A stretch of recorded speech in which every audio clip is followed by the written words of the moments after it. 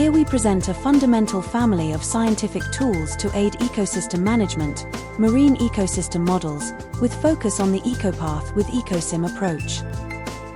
As is now widely agreed, all life on our planet firmly depends on healthy and thriving marine ecosystems, but unchecked and diversifying human activities are having an increasingly diverse and intense impacts on these ecosystems, with potentially disastrous consequences for an uncertain future. Marine ecosystem models are specialist tools commonly used to understand and mitigate human impacts on the marine ecosystems. These models are rarely used outside the scientific realm despite their huge societal potential. European project SURIMI is aiming to make the broad and public use of scientific tools, including marine ecosystem models, more easily available for planners and society. Broadly spoken, marine ecosystem models are mechanistic process models that calculate how marine ecosystems behave and change over time and space under influence of a changing and varying climate, fishing, and other human activities. The Ecopath with Ecoism approach, or EWE in brief, is such a model.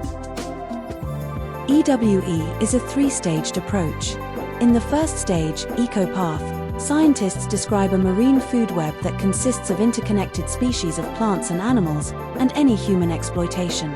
The idea here is to describe how the species in a food web utilize the energy that they consume, and if all the energy entering, passing through and leaving the system can be accounted for, a mass-balanced description of the food web is achieved.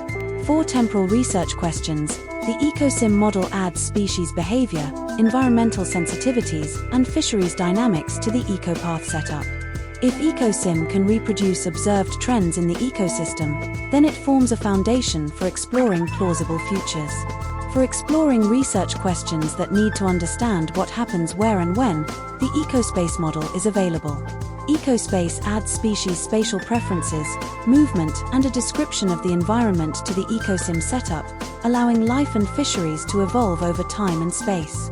Key to the success of EWE is its flexibility.